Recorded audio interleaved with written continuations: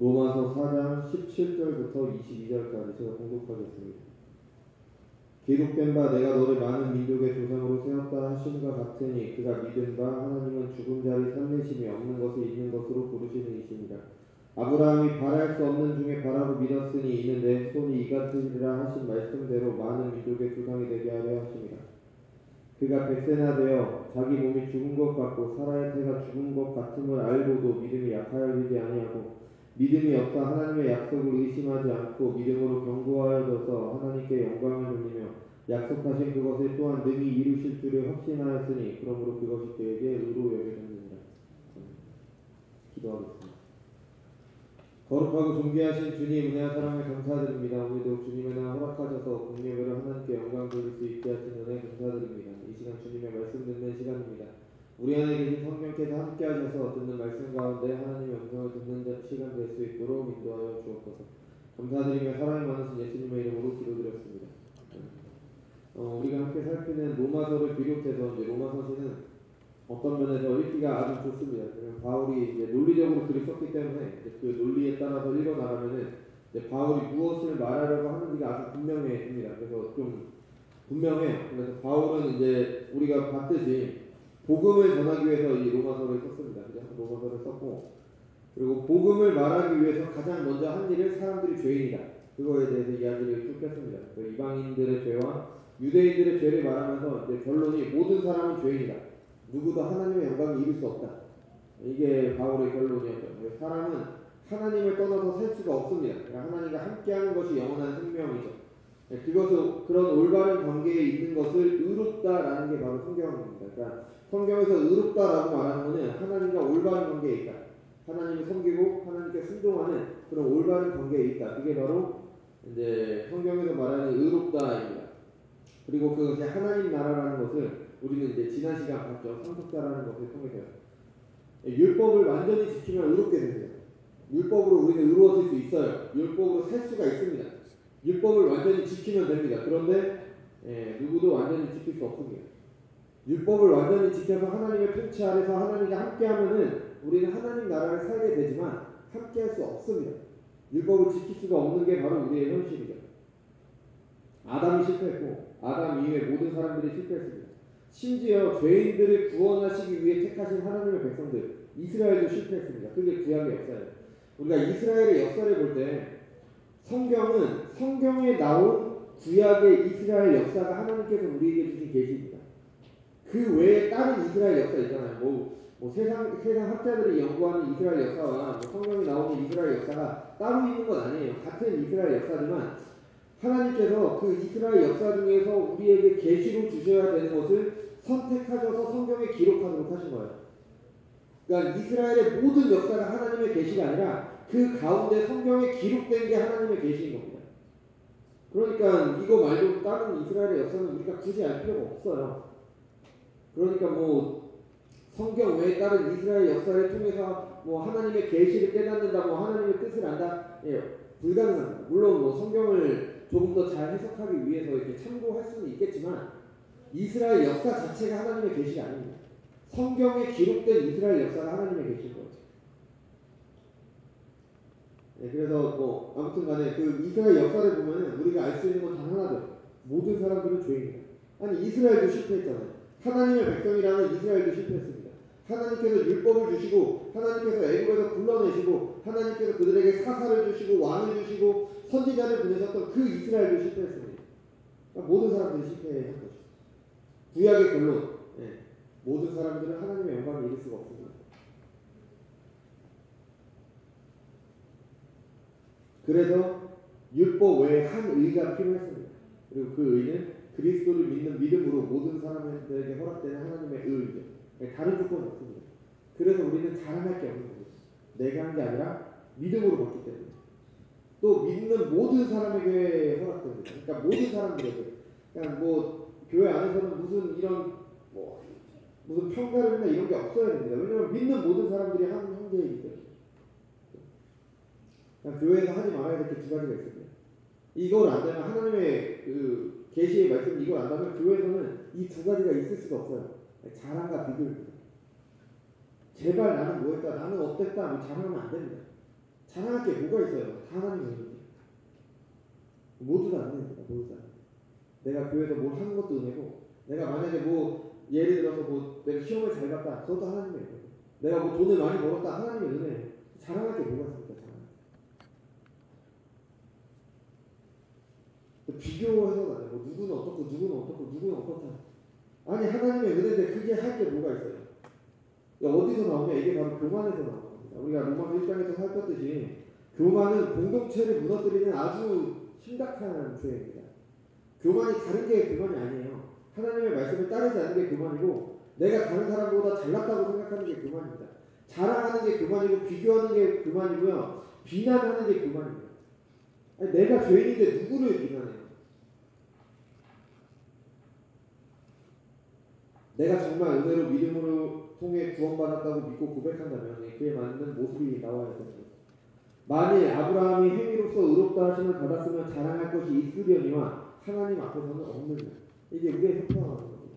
자랑할 것이 없습니다. 이 말씀을 잊어서는 안 됩니다. 이 말씀을 잊으니까 자꾸 교회 안에 문제가 있는 겁니다. 자꾸 교회 안에서 내 소리가 나오고 이게 편이 갈리고 이렇게 되는 거예요. 그리고 오직 그리스도를 믿는 믿음으로 의롭다함을 받았기 때문에 교회 안에서는 어떤 차별도 있어서는 안 됩니다. 남아프리카 공화국 아시죠? 다이몬드로 유명한 그 남아프리카 공화국이 개혁신학이 굉장히 발달했습니다. 의외로 그 아프리카 그 지역에서. 그래서 좋은 신학교들도 굉장히 많아요. 당연히 바울의 이 교훈을 받았겠죠. 차별이 없다라는 이 교훈을 받았습니다. 근데 우리가 알다시피 꽤 오랫동안, 뭐 지금도 그런지 모르겠는데 남아프리카 공화국에는 인종차별이 있었습니다. 흑인을 차별하는 그런 게 있었잖아요. 잘못된 거죠. 그래서 안 됩니다. 정말 이 은혜를 안다면 그래서는 안 되는 겁니다. 우리나라도 마찬가지예요. 우리나라도 지난주에 말씀드린 것처럼 요즘 정치 때문에 교회도 여러 목소리 내고 있고 뭐 하잖아요. 신자들도 사회 구성원이기 때문에 얼마든지 할 수 있습니다. 얼마든지 할 수 있어요. 하지만 교회가 하나의 정치 집단이 돼서는 안 되는 겁니다. 교회가 나서서 하면 안 돼요. 신자들이 그냥 한 사람의 시민으로 참여하는 겁니다. 또 교회 안에서 서로 지지하는 정당이 다르다고 뭐 화가 나뉘고 다툼이 있고 말도 안 되는 겁니다. 정말 이건 심각한 문제예요. 아니 어느 정당을 지지하냐가 그 사람의 구원, 의롭다 하심을 얻는 것을 결정하지 못해요. 예수님을 믿음으로 의롭다함을 받는 거지 무슨 정당을 지지하냐 그게 무슨 상관이에요. 이것이 바울은 구약에 나온 아브라함과 다윗이 받은 이제 다윗이 받고 노래한 복을 통해서 이제 논증을 해서 우리가 지난주에 봤잖아요. 아브라함이 믿음으로 의롭다함을 받았다면 이제 아브라함의 후손들 그와 같은 믿음으로 의롭다함을 받은 모든 신자들도 마찬가지입니다. 그러면은 그 의롭다함을 받을 때 아브라함의 믿음이 무엇이냐? 그 믿음에 대한 게 바로 이제 오늘 본문의 내용이죠. 굉장히 그러니까 논리적으로 진행이 돼요. 이렇다 아브라함 믿음으로 구원받았다. 아 그럼 믿음이 뭐냐? 이렇게 진행이 되는 거죠. 우리가 제가 많이 말씀드렸지만 이 사람들이 잘못된 생각 중에 하나가 믿으면 된다라는 생각입니다. 믿으면 된다. 내가 믿는 것 자체를 중요하게 생각해요. 근데 계속 말씀드렸지만 아닙니다. 잘못된 믿음도 있어요. 무조건 믿는다고 땡이 아니라 잘못된 믿음이 있어서 그 잘못된 믿음은 정말 끔찍한 결과를 가져옵니다. 아니 그 IS라고 하죠. 그 이슬람 중에서도 좀 과격한 그런 사람들 있잖아요. 그 사람들도 믿는 거예요. 뭔가를 믿으니까 그런 행동을 할 수가 있는 거예요. 잘못된 믿음은 끔찍한 결과를 가져옵니다. 그래서 바른 믿음이 중요합니다. 바른 믿음. 웨스트민스터 신앙고백서에서도 구원에 이르는 참된 믿음이 있다라고 말해요. 그럼 반대로 생각하면 그렇지 않은 참된 믿음이 아닌 잘못된 믿음도 있다라는 겁니다. 그럼 참된 믿음이 뭐냐? 그럼 당연히 성경을 통해서 봐야 되겠죠. 그러니까 우리의 믿음의 조상이라고 할 수 있는 아브라함의 믿음이 어떤 건지를 통해서 우리는 이제 참된 믿음이 어떤 것인지, 우리가 어떤 믿음을 가져야 되는지, 그리고 우리가 어떻게 어떤 믿음으로 믿는 것인지 그것을 이제 배우게 되는 거죠. 아브라함의 믿음이 어떤 것인지는 이제 18절에 이야기를 해준대요. 18절을 다시 보면 아브라함은 바랄 수 없는 중에 바라고 믿었으니 이게 아브라함의 믿음입니다. 다시 말하면 이루어질 가능성이 전혀 없는데 믿는 게 바로 아브라함의 믿음이에요. 지금 여기에서 말하는 아브라함, 그게 믿음의 전부라고 할 수 없지만 지금 여기에서 말하는 아브라함의 믿음인 겁니다. 여러분, 우리 가끔 뭐 여러분들 사시는지 모르겠는데 로또라는 복권을 사시는 분들이 있어요. 뭐 당첨되면 좋으니까 그죠? 좋잖아요. 네, 사실 수 있습니다. 여러분, 우리가 로또를 왜 살까요? 가능성이 아무리 낮아도 가능성이 조금이라도 있으니까 사는 거잖아요. 어쩌면 당첨될 수도 있으니까, 그죠? 만약에 가능성이 0이다, 그럼 살 필요가 없겠죠. 그죠? 그런데 아브라함은 가능성이 0인데 이루어질 것이라고 믿는 믿음인 겁니다. 이게 아브라함의 믿음이에요. 가능성이 0인데 믿은 것이 어떤 거냐? 그게 바로 18절에서 20절까지 이어지는 이제 쭉 내용이에요. 하나님께서, 우리가 알다시피 하나님께서 이제 내 후손이 이제 많은 민족을 이룰 것이라 약속을 주셨죠. 그게 창세기 12장에서 이제 그 약속이 시작이 됩니다. 75세 때 고향을 떠날 때 이제 내가 큰 민족을 이룰 것이다 말씀하셨죠. 그 이후로 이제 10년 정도가 지났어요. 그게 창세기 15장이죠. 15장에서 이제 아브라함의 그때 그 당시 이제 아브라함이 그럼 85세가 됐잖아요. 아브라함 몸에서 태어난 자녀가 없었습니다. 자녀가 하나도 없었음에도 불구하고 이제 다시 이제 내 몸에서 난 자가 상속자가 될 것이다. 그래서 그렇게 말씀을 하셨죠. 아브라함은 그것을 믿었습니다. 그래서 그것을 의로 여기셨다고 나오죠. 그러고 나서 이제 다시 14년 정도가 지났어요. 85세에서 14년이 지나면 이제 99세입니다. 그게 창세기 17장이에요. 아들이 생기지 않자 이제 나름대로 방법으로 아들이 태어났죠. 우리 알다시피 하갈을 통해서 이스마엘을 얻었잖아요. 그죠? 이스마엘이 있었지만 하나님께서는 아니 99세에 나타나셔서 이스마엘이 아니라 아브라함의 아내인 사라가 아들을 낳을 것이라고 하신 거예요. 그러면서 이제 이름을 주시죠. 원래 아브라함의 이름은 아브람입니다. 아브람인데 이제 많은 민족의 아버지라는 뜻에서 아브라함이라는 이름을 주셨고요. 사라의 본래의 이름은 사레입니다. 사레인데 이제 많은 민족의 어머니가 될 것이니까 이제 여주인이라는 뜻의 사라라는 이름을 주신 거죠. 이 성경으로만 읽으면 참 영광스러운 순간이죠. 그냥 하나님께서 계속 약속을 주셨고 이제 하나님께서 우리에게 이름도 주신 거잖아요. 이거 얼마나 영광스러운 순간이에요, 그죠? 근데 아브라함의 입장에서도 그랬을까요? 아니 처음에 대한 자녀에 대한 약속을 받았을 때는 믿었을 수도 있죠. 왜냐하면 아이를 낳을 수가 있으니까요. 근데 10년이 지났는데 자녀가 안 생겨요. 근데도 믿으래요. 그래서 믿었습니다. 그래서 어떻게 해서든지 자녀를 얻고자 이제 하갈을 통해서 아들을 얻었죠. 근데 그 얻은 아들 이스마엘은 아니래요. 이제 다 늙어가지고 이제 99세가 됐습니다. 생물학적으로 아이를 가질 수가 없게 됐어요. 불가능하게 됐습니다. 아브라함이나 사라가 마찬가지예요. 이것은 분명한 거예요. 왜냐면은 이 약속을 받을 때 아브라함이 속으로 이렇게 생각했어요. 아브라함이 엎드려 웃으며 마음속으로 이르되 100세 된 사람이 어찌 자식을 낳을까? 사라는 90세니 어찌 출산하니? 그러니까 가능성이 아예 없었던 겁니다. 이제 아들은 그러면서 이제 하나님께 말합니다. 저는 이제 아들은 바라지도 않습니다. 이제 이스마엘이나 하나님 앞에 살기를 바랍니다. 아브라함 본인이 생각할 때 가능성이 없었습니다. 가능성이 제로였어요. 사라도 마찬가지입니다. 사라가 속으로 웃고 이르되 내가 노쇠하였고 내 주인도 늙었으니 내게 무슨 즐거움이 있으리. 비웃은 거예요. 하나님의 약속을 비웃은 겁니다. 아니 내가 어떻게 자녀를 낳을 수 있습니까? 이 가능성 0입니다. 내가 어떻게 아이를 가질 수 있습니까? 근데 가능성이 제로잖아요. 근데 하나님께서 아브라함에게 많은 민족의 아버지가 될 거라는 이름을 주셨고요. 사라에게는 여주인이라는 이름을 주셨어요. 사람들의 입장에서 생각을 해보십시오. 이거는 조롱입니다. 조롱. 아니 자녀가 없는데 너는 많은 민족의 아버지가 될 거야. 자녀가 없는데 너는 여주인이 될 거야. 이거 조롱하는 거잖아요. 비웃는 거잖아요. 아브라함은 이 이름을 받을 때 영광스럽기도 했겠지만 한편으로는 수치스러웠을 겁니다. 아니 자녀가 없는데 어떻게 많은 민족의 아버지가 돼요? 또 자녀가 없는 거는 뭐 지금은 그렇게 뭐 흔히 아니라고 하더라도 이 당시 시대에는 흔이었잖아요, 그죠?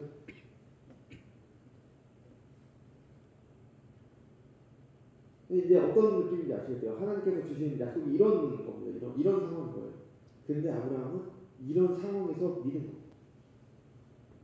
뭐 17장에서 이 약속을 받을 때는 믿지 못했지만 결국에는 믿었어요.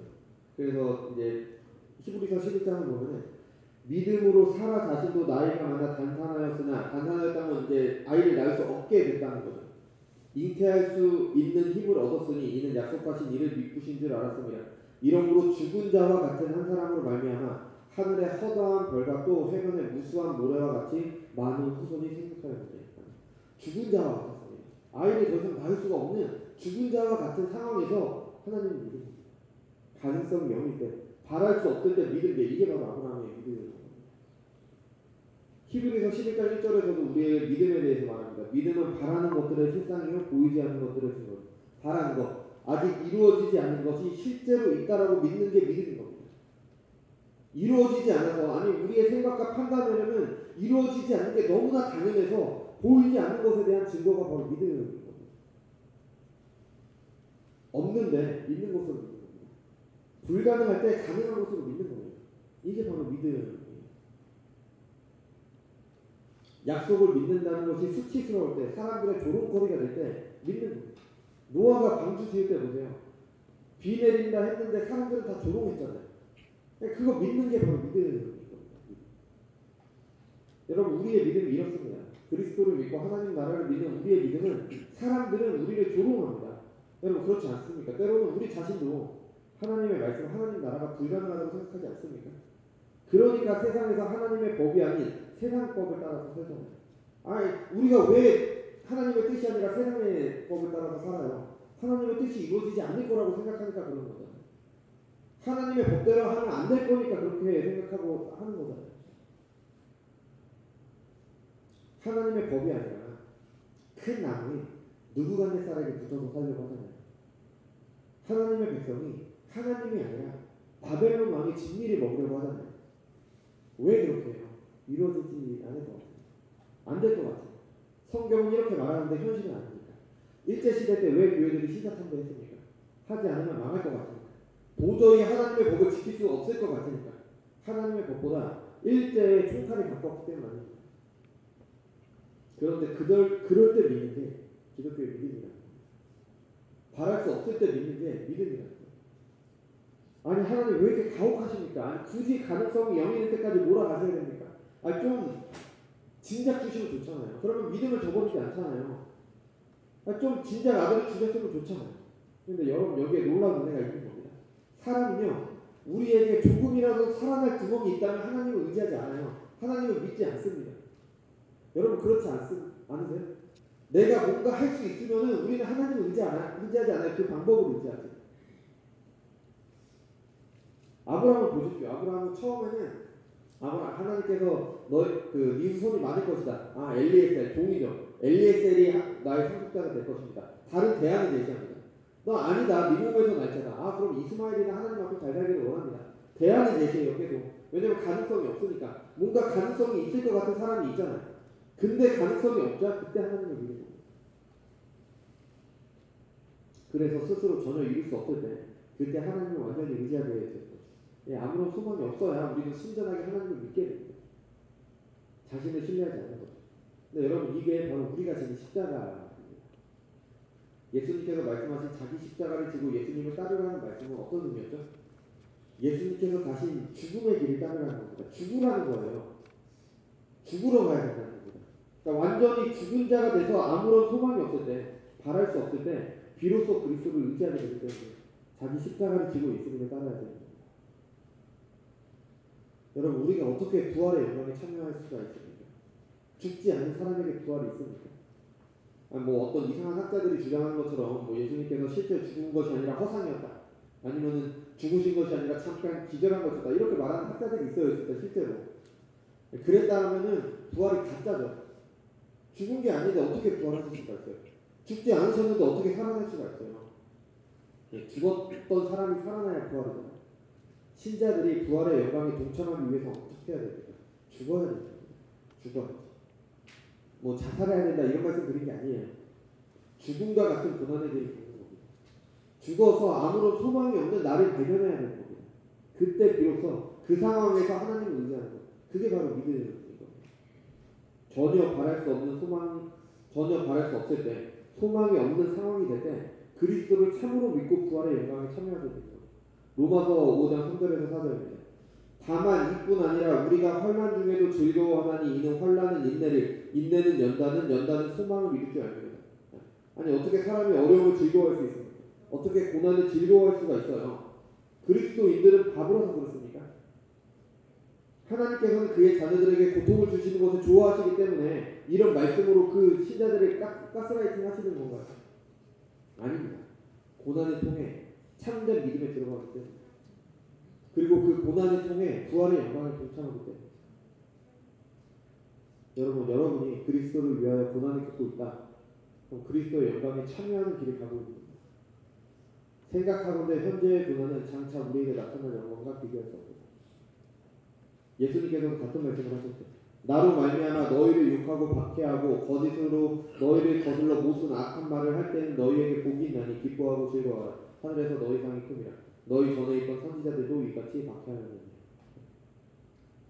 여러분, 현재 그리스도를 위하여 고난 가운데 계십니까? 그럼 기뻐하고 즐거워하십시오. 우리에게는 부활의 영광이 다가오고 있습니다. 어느 목사님께서 이런 말씀을 하셨습니다. 정말 고난 가운데 있고 바닥을 치고 있다면 그 이후에 올 하나님의 영광이 얼마나 크겠습니까? 물론 우리는 조심해야 됩니다. 이 고난 받는다고 할 때 내 죄 때문에 겪는 고난은 마치 그리스도 때문에 겪는 고난이라고 착각할 수도 있습니다. 물론 구별하기도 어려워요. 그래서 굉장히 어렵지만 제 경험으로는 저는 대부분 내 죄 때문에 당하는 고난이 훨씬 더 많았습니다. 그리스도 때문에 당하는 고난이 그렇게 많지 않았어요. 예, 굉장히 구별하기 어렵지만 신자들은 구별할 수가 있습니다. 그래서 그리스도의 이름을 위하여 고난이 온다, 어려움이 온다. 그럼 불신자들은 이렇게 반응합니다. 아니 하나님, 저는 하나님을 잘 믿었는데 하나님을 위해서 이렇게 하는데 왜 이런 어려움을 겪게 하십니까? 여러분, 이게 우리의 모습 아닙니까? 아니 하나님, 저는 하나님의 말씀만 바른 진리만 전하려고 하는데 왜 사람들은 오지 않습니까? 왜 점점 힘들어집니까? 왜 다른 교회들은 저렇게 왜곡된 복음을 전하고 하나님의 이름을 망령되이 일컫고 거짓 사도들이 판을 치는데 왜 바른 복음을 전하려고 하는 우리 교회는 왜 이렇습니까? 이게 이런 반응이, 여러분, 이게 바로 저의 불신자들의 반응이었습니다. 가나안을 눈앞에 두고 어려움이 있자 불평을 하다 광야에서 죽게 된 출애굽 1세대가 이런 모습이었습니다. 어려움 앞에 불평하는 거예요. 이게 죄악된 본성에 충실한 죄인들의 모습입니다. 신자들은 어떻게 해요? 어려움과 고난 앞에 정말 죽을 것 같은 그 순간에 어떻게 합니까? 하나님을 믿는 겁니다. 부활의 소망을 가지고 아브라함처럼 바랄 수 없을 때 믿는 겁니다. 말은 쉽죠. 말은 참 쉽습니다. 근데 실제로 정말 어렵습니다. 여러분 다 겪어보셨잖아요. 정말 어렵습니다. 그래서 하나님을 믿는 것은 신비입니다. 신비. 어떻게 전혀 믿을 수 없을 때 믿게 돼요. 이 신비죠. 그래서 기독교는 신비의 종교예요. 근데 신비주의는 아닙니다. 신비와 신비주의는 달라요. 전혀 다릅니다.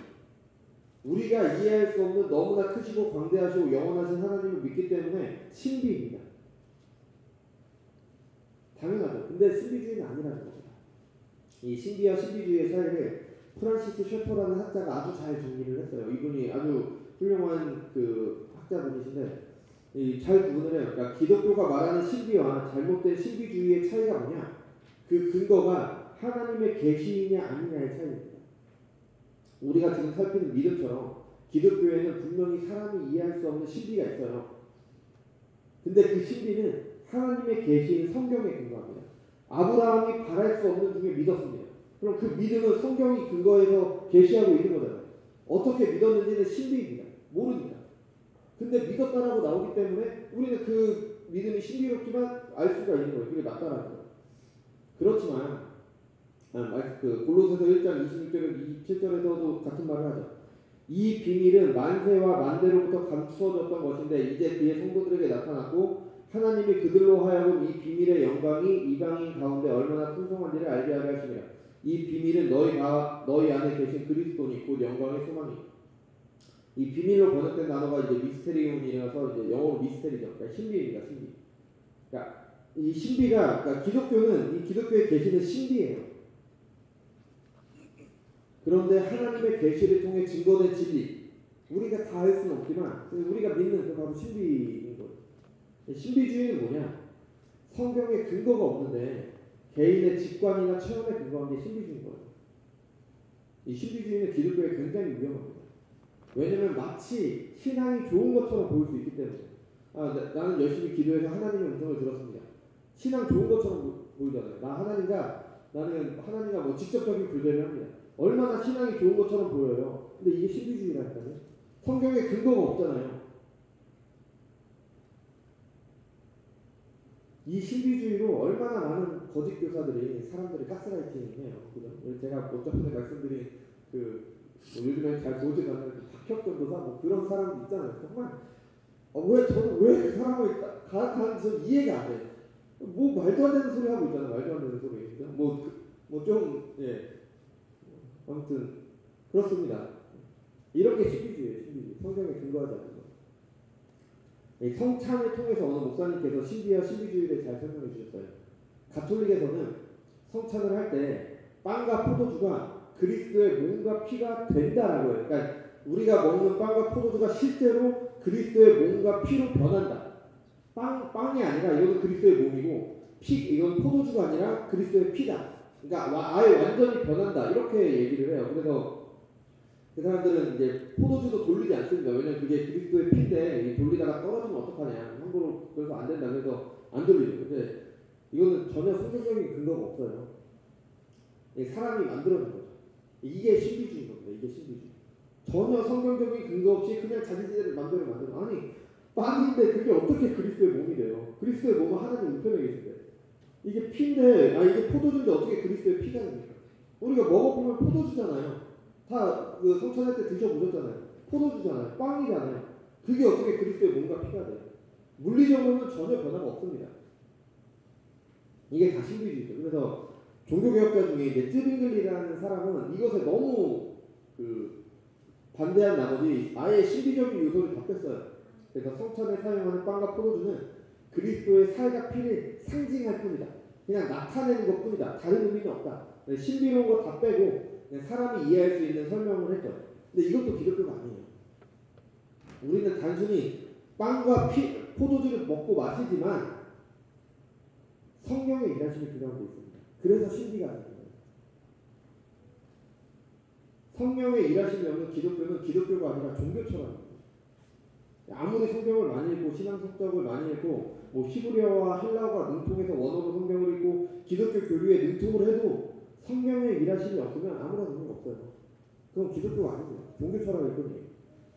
성찬에 사용하는 빵과 포도주는 빵과 포도주입니다. 그렇지만 신자들이 믿음으로 그 성찬에 참여할 때 성령께서 일하심으로 우리는 빵을 먹지만 성령의 일하심으로 그리스도의 몸을 먹게 되는 거예요. 우리는 포도주를 마시지만 성령의 일하심으로 그리스도의 피를 마시게 되는 거예요. 그래서 신비가 되는 거죠. 그래서 성찬은 실제적입니다. 우리가 실제로 그리스도의 몸과 피를 먹고 마시는 거예요. 하지만 영적입니다. 성령께서 하시는 겁니다. 그러니까 이제 성찬에 감격이 있는 거고, 그러니까 성찬이 우리 성찬을 통해서 믿음이 자라게 되는 거죠. 생명의 떡 대신 그리스도의 살과 피를 믿음으로 실제적이지만 영적으로 먹고 마시게 됩니다. 이게 기독교가 말하는 신비예요. 신비주의도 아니고요. 그냥 사람이 판단할 수 있는 그런 것도 아니에요. 신비입니다. 믿음도 마찬가지죠. 신자들이 바랄 수 없을 때 믿게 되는 것, 가능성이 0일 때 믿게 되는 것, 성령의 일하심으로 우리에게 허락된 은혜이고 신비입니다. 내가 믿기로 결단할 수가 없는 거야. 나는 오늘부터 믿기로 결심했어. 하나님은 믿기로 결심했어. 그런다고 믿음이 생기지 않는다니까요. 그거는 내 노력이죠. 믿음을 뭐라고 했어요? 선물이라고 했잖아요. 선물. 하나님께서 주시는 선물이에요. 열심히 믿도록 노력하자. 그런다고 믿게 되지 않습니다. 여러분 그리스도인들은 바보라서 이제 성경을 하나님의 말씀으로 믿는 게 아닙니다. 하나님의 말씀이 진리라는 게 어느 순간 믿어져요. 그냥 믿어집니다.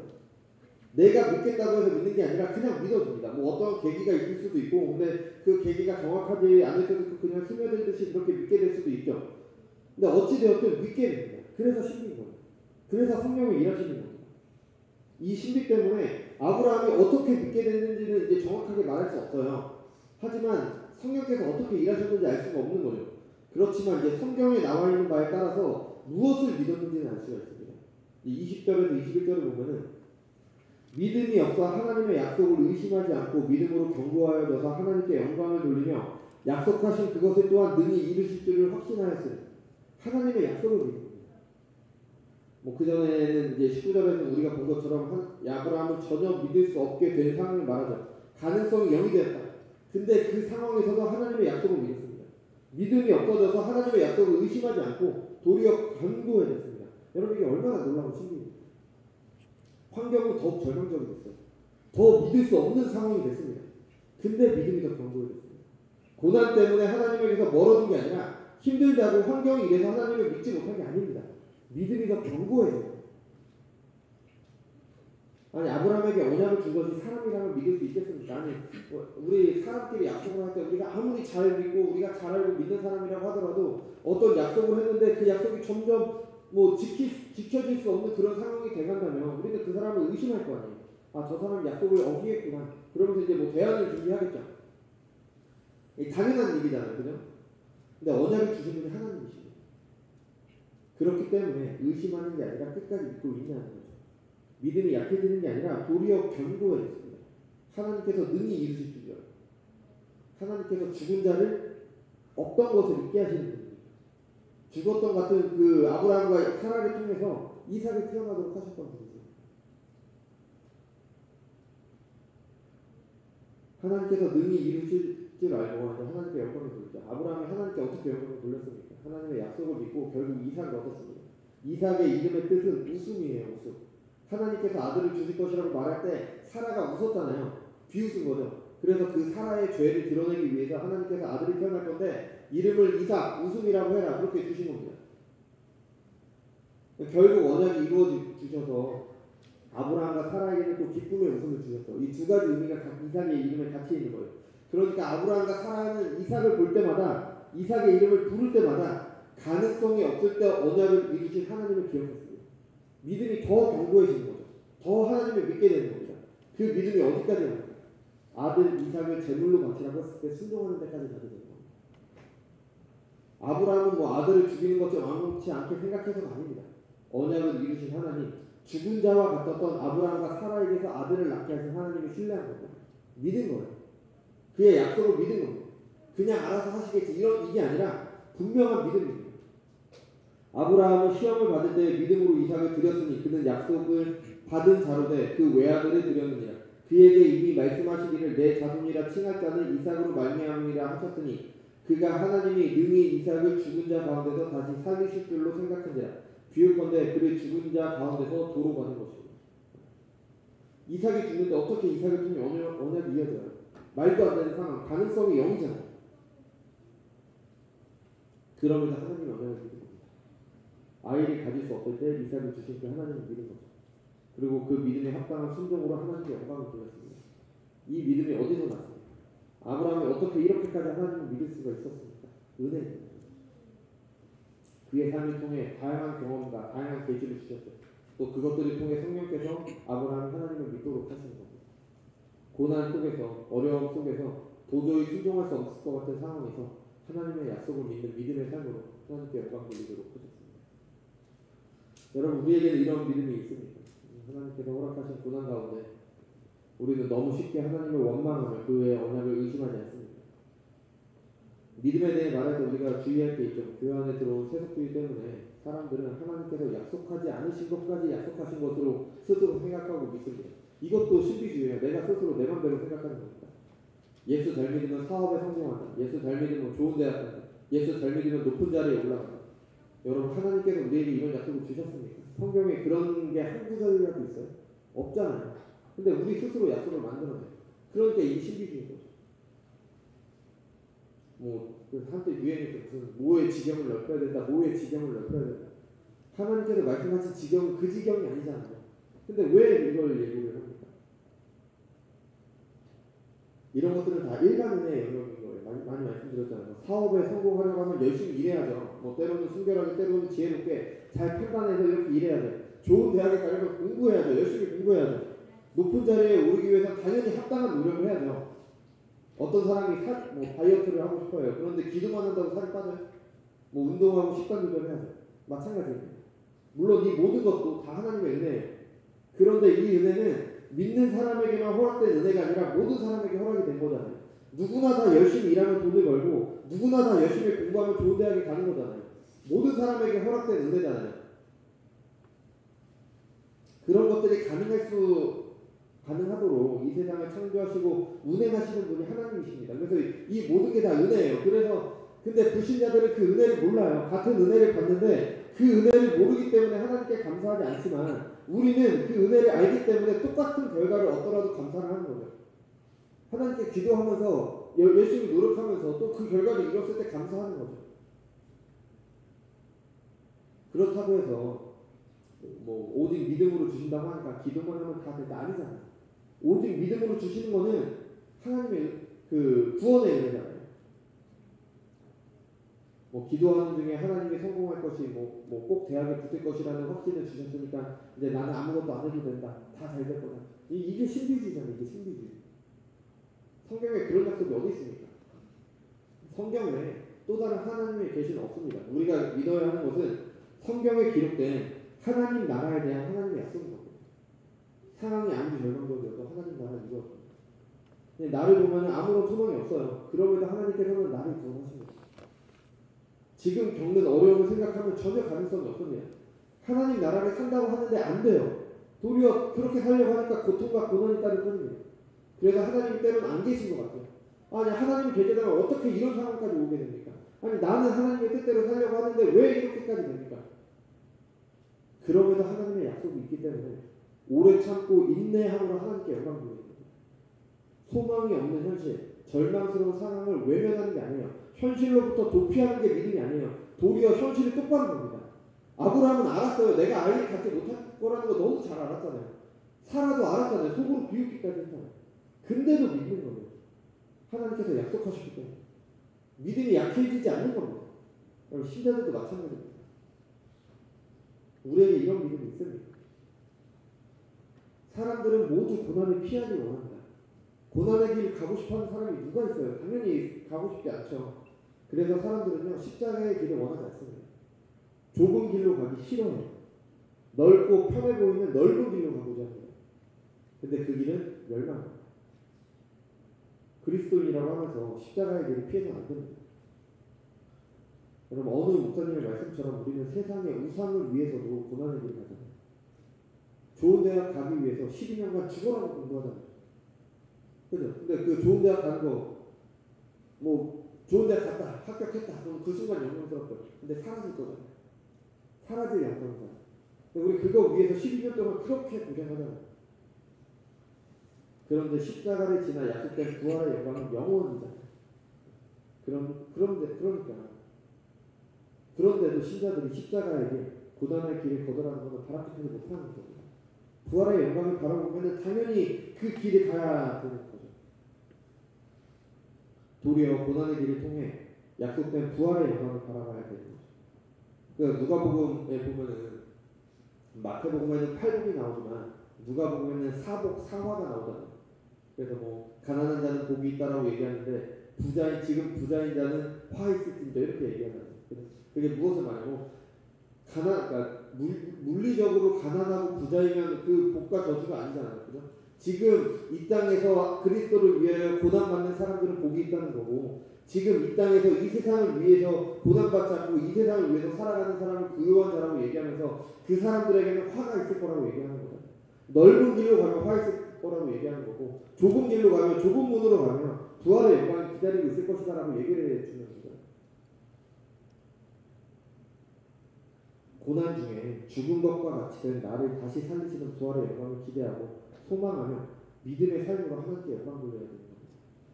그리고 그 소망이 이루어졌을 때 하나님께 영광 돌리게 되는 거죠. 시편 119편 83절입니다. 내가 연기 속에 가죽 부대같이 되었으나 주의 율례들을 잊지 아니하느니라. 가죽에 연기가 들어가면 메마르게 되고 다 쓰러지게 된대요. 그런 상황이 되었지만 나는 지금 그 상황 같지만 그런 고난 가운데 살아가지만 그럼에도 주의 율례들을 잊지 않았습니다. 그 고난의 순간에 있기 때문에 주의 율례들을 즐거워하지는 못했을 수도 있어요. 그 전에는 뭐 주의 율례들을 즐거워합니다 뭐 이런 얘기가 나오는데 여기서는 잊지 않았다라고 얘기하는 거 보면은 뭐 즐거워하지는 못했을 수도 있습니다. 왜냐면 워낙 힘드니까. 그럼에도 소망을 잊지 않고 부활의 영광을 바라보며 살았다는 고백입니다.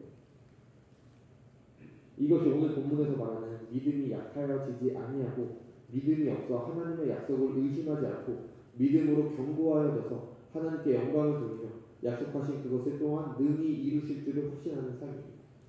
이게 믿음의 삶입니다.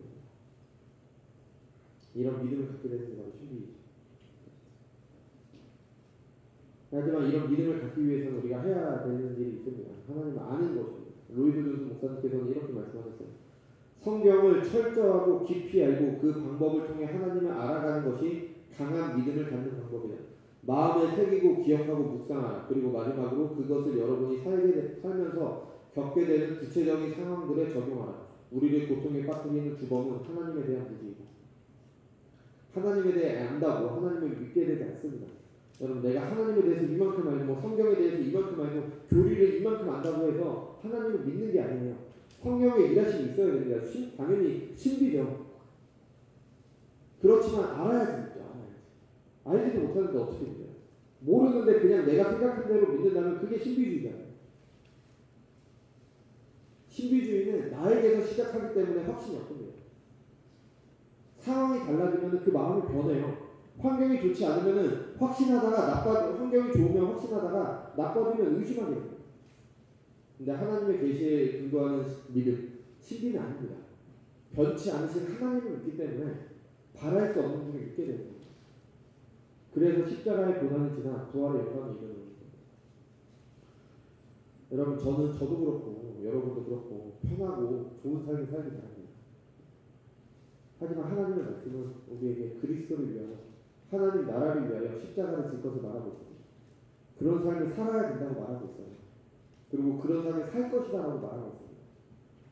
그 가운데 하나님을 굳게 믿음으로 의심하지 않고 끝까지 믿음을 지키는 것이 신자의 삶입니다. 그게 바로 하나님 나라를 살아가는 겁니다. 인간적인 모든 소망이 사라졌을 때 하나님과 그가 하신 약속을 믿는 것이 바로 믿음입니다. 그리고 그 믿음의 삶을 통해 우리는 하나님께 영광을 돌리게 되는 거죠. 그 믿음의 삶은 또 우리 자신에게와 또 불신자들에게 증거가 됩니다. 그래서 우리가 세상의 빛과 소금이 될 수가 있습니다. 여러분, 우리는 십자가의 길을 가고 있습니다. 그리스도를 위하여 그의 죽으심에 동참하는 죽음, 그의 고난에 참여하는 고난이 우리 가운데 있습니다. 고난 중에 불평과 원망과 찌듦이 우리 삶에 증거되고 있지는 않습니다. 아니면 우상을 위해서라면, 썩어질 것들을 위해서라면 고난을 감수하면서도 그리스도를 위해서는 단 하나의 고난도 거절하는 것이 우리의 모습은 아닙니다. 하나님께서 계시의 말씀을 통해 약속하신 부활의 영광, 하나님과 영원히 함께하는 그날을 소망하며 십자가의 고난을 기꺼이 살아가시는 저와 여러분이 되시기 바랍니다. 그 고난 가운데 우리가 십자가의 영광이 우리의 삶과 우리의 신앙 고백을 통해서 증거되기를